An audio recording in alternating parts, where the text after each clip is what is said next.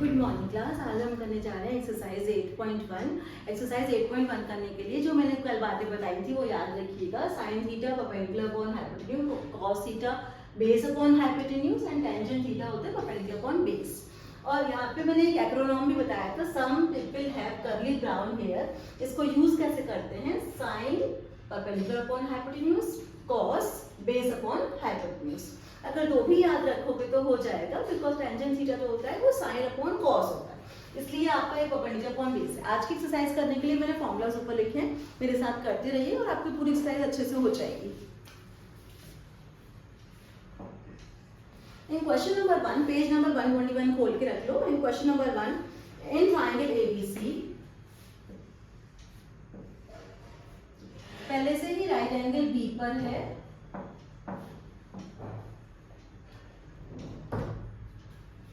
और AB is given 24 centimetre,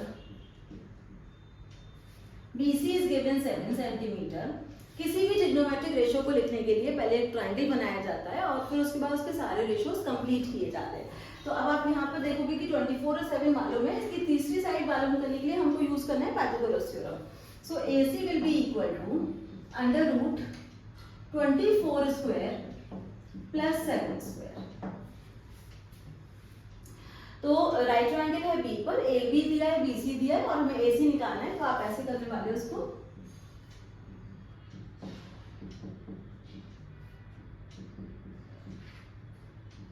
तो इसका आंसर आएगा 625, जिसका की रूट होता है 25। तो ये हमारी तीसरी साइड भी आ गई है। अच्छा, अब तीसरी साइड आ गई तो कोई सा भी ट्रिग्नोमेट्रिक रेशियो लिख सकते हो। You have to find sine A cos A. तो हम लोग लिखेंगे sine A and cos A. Sine A को लिखने के लिए ये वाला एंगल कंसीडर किया जाएगा और इस एंगल को कंसीडर करने के लिए जो साइड टच कर रही होती है वो बेस मानते हैं और अपोजिट साइड को परपेंडिकुलर मानते हैं। तो परपेंडिकुलर अपॉन हाइपोटेन्यूज लिखने के लिए दिस विल बी 7/25। इसी तरह से अगर आपको कॉस लिखना है और वो भी ए लिखना है तो आपका बेस होगा 24 और हाइपोटेन्यूज होगा 25।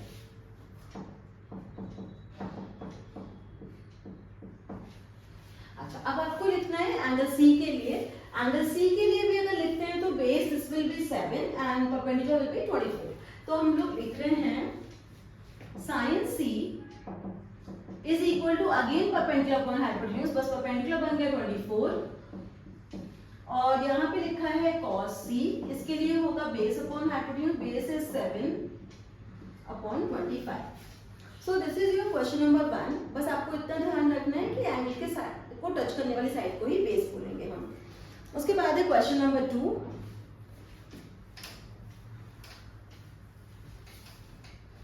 क्वेश्चन नंबर 2 में ऑलरेडी डायग्राम ड्रॉ किया हुआ है।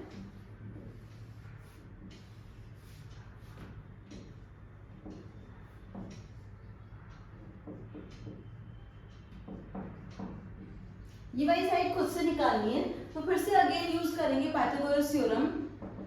Under root 13 square minus 12 square. Directly भी कर सकते हैं पर मैं हमेशा A square minus B square कराती हूँ, जिससे कि आपको आइडेंटिटी आ जाएगी A plus B A minus B. तो यहाँ पर हम लोग करने वाले हैं 13 प्लस 12 इंटू 13 माइनस 12। तो under root 25 into 1 that is 5। तो ये साइड निकल गई आपकी 5 सेंटीमीटर। अब तो आपसे जो भी पूछा है बड़े आराम से निकल जाएंगे रेशियोज। एक बार ट्रायंगल कंप्लीट हो जाए फिर उसके बाद कोई सा भी रेशियो लिख लो, क्योंकि रेशियोज तो इन साइड की फॉर्म में ही होते हैं ना। तो फिर हमारे पास आंसर में निकालना है tangent P minus cot R। अब टेंजेंट का फॉर्मूला होता है परपेंडिकुलर अपॉन बेस और कॉट का फॉर्मूला होता है बेस अपॉन परपेंडिकुलर। दोनों एक दूसरे के रेसिप्रोकल होते हैं। तो परपेंडिकुलर P में चेक करना है, एंगल P का परपेंडिकुलर क्या माना जाएगा 5 और इसके लिए बेस होगा 12। अच्छा, बेस अपॉन परपेंडिकुलर कैसे करेंगे? आप करोगे R के लिए तो बेस होगा 5 और परपेंडिकुलर होगा 12। So the answer is 0। सो इस तरह से दोनों का आंसर 0 हो गया। अब आ रहे हैं क्वेश्चन नंबर 3 पर।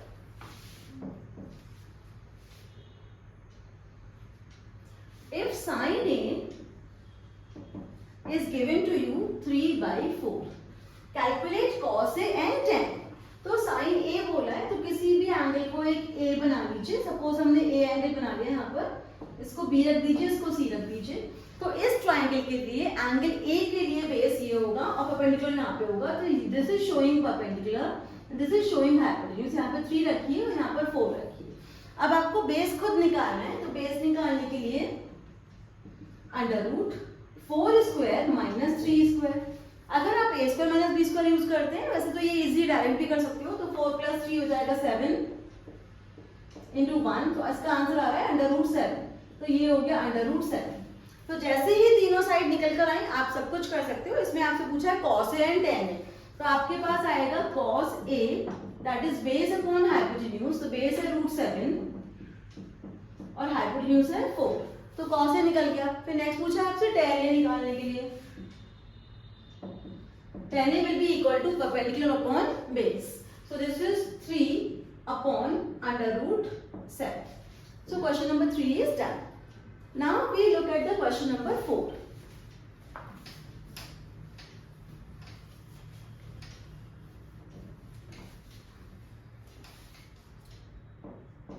Question number 4 भी बिल्कुल सिमिलर है, बस आपको ट्रांसपोज करना है. 15 cot A is equal to 8 और cot A is equal to 8/15. ये दिखाएगा बेस को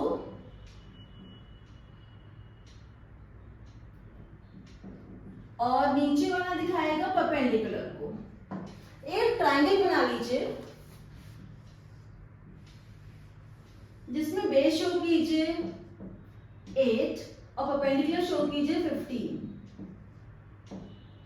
आपको निकालना है हाइपोटेन्यूज. उसके बाद आपके सारे रेशियोज निकल जाएंगे.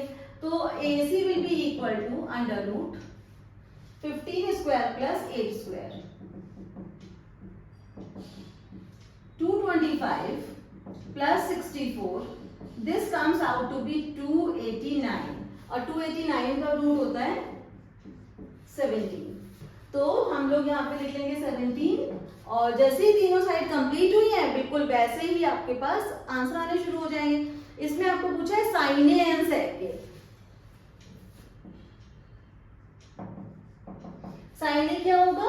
Perpendicular upon hypotenuse. तो 15/17. फिर हमसे पूछे सेक ए कॉस का रेसिप्रोकल होता है. तो बेस अपॉन हाइपोटेन्यूज की जगह होगा हाइपोटेन्यूज अपॉन बेस. तो 17/8. So this is done. Now we come to question number 5.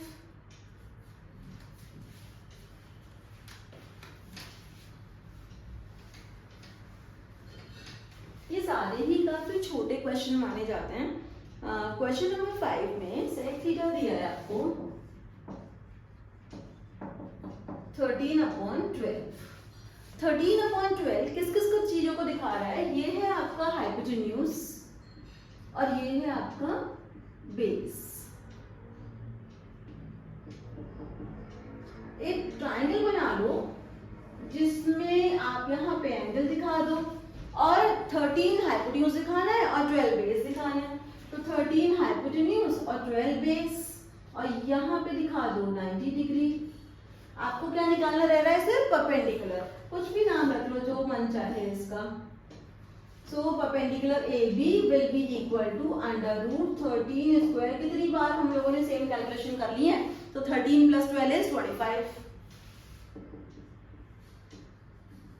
तो इसका आंसर आ गया 5. तो आपके पास आ गया 5. धीरे धीरे ना पाइथागोरियन ट्रिपलेट याद होने शुरू हो जाते हैं. तो 5, 12 और 13 पाइथागोरियन ट्रिपलेट्स होते हैं. जैसे सेक थीटा दिया हुआ है और आपसे अदर ट्रिग्नोमेट्रिक रेशियो पूछे हैं, तो मैंने आपको कैसे सिखाया था कि आप क्या करो, सिर्फ हमेशा 3 ही निकालो. हमेशा 3 ही निकालने होते हैं, साइन कॉस टेन, और एकदम उनके सामने उनके रेसिप्रोकल करने होते हैं. तो हम लोग लिखेंगे sine theta perpendicular upon hypotenuse 5/13. फिर लिखेंगे cos theta that is base upon hypotenuse 12/13. फिर आपको लिखना होता है tangent theta that is perpendicular upon base, तो 5/12. उसके एकदम सामने क्या करोगे? उनके रेसिप्रोकल. तो यहाँ पे लिखो कोसैक थीटा 13/5 और cos के एकदम सामने लिखो sec थीटा, क्योंकि रेसिप्रोकल के सामने रेसिप्रोकल लिखने से आपको रिलेशन भी याद होगा। 13/12, फिर उसके बाद आपका tan का बिल्कुल रेसिप्रोकल होता है वो होता है cot थीटा 12/5। सारी के सारी ट्रिग्नोमेट्रिक रेशियो लिख दी है। और तो ये लिखने की जरूरत नहीं थी क्योंकि ये तो क्वेश्चन में ही दिया है, बट आपका एक रिदम बन जाता है कि आप sin cos tan लिखोगे, उनके एकदम सामने cosec sec cot लिखोगे। So this is easy and question number 6 मैंने थोड़ा इजी करके बताया था आपको।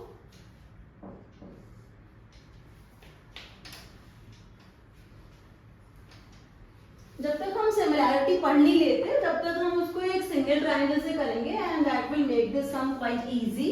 क्वेश्चन नंबर 6 में A and B are the acute angle, तो आपको एक ही ट्रायंगल लेना है जिसमें ए को और बी को एक्यूट एंगल दिखाना है और सी को आपने 90 डिग्री दिखाना है। फिर उसके बाद गिवन में दे रखा है, given cos A is equal to cos B, और हमको प्रूव करना है angle A is equal to B। cos A अगर हम इस एंगल के लिए लिखते हैं तो दिस विल बी बेस, तो हम यहाँ पे लिखने वाले हैं AC के नीचे AB हाइपोटेन्यूज, और cos B के लिए हो जाएगा ये वाला बेस, क्योंकि जो एंगल को टच कर रही होती है साइड वही बेस होती है, तो बेस अपॉन हाइपोटेन्यूज। तो यहाँ पर लिखेंगे BC upon AB, AB cancel और AC and BC are equal. अगर दो साइड इक्वल है तो उनके सामने के अपोजिट एंगल भी इक्वल होंगे, तो हम यहाँ पर लिखने वाले हैं angle A is equal to angle B, angles opposite to equal sides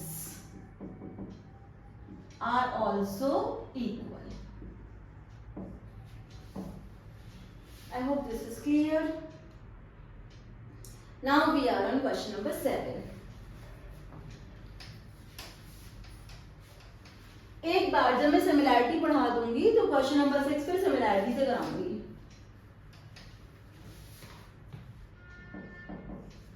now question number 7 में cot theta is given to you 7/8। So ये आपका बेस हो गया और ये आपका परपेंडिकुलर हो गया। एक ट्रायंगल बना लो जिसमें कि आप परपेंडिकुलर शो करो 8 और बेस शो करो 7, हाइपोटेन्यूज निकल जाएगा पाइथागोरस थ्योरम से, कुछ भी नाम रख लो इस ट्रायंगल का।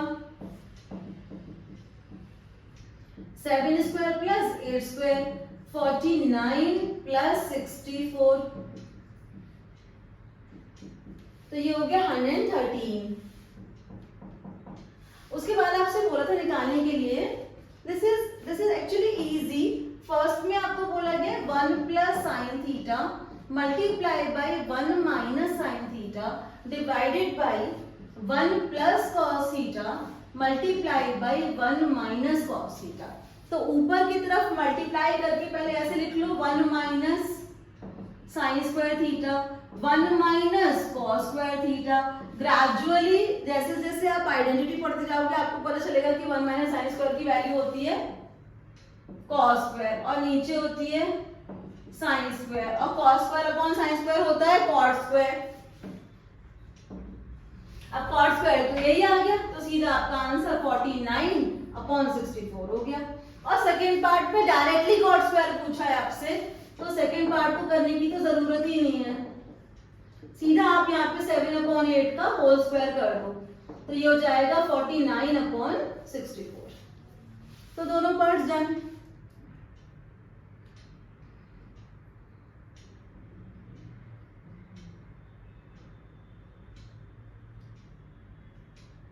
तो सबसे पहले मैंने 4 क्वेश्चन छोड़े यहाँ पर, वो है आपके पास question 8, question 9, question 10 and question 11। सिर्फ 4 क्वेश्चन आप एक बार ट्राई करोगे, फिर अगर आपको नहीं आते हैं तो मैं डिस्कस करूंगी आपके साथ, लेकिन आपको एटलीस्ट 7 क्वेश्चन करने के बाद ये 4 क्वेश्चन तो खुद ट्राई करने ही चाहिए। And once you are done with this then you can watch my next video. Okay, keep learning. All the best. Easy peasy trigonometry.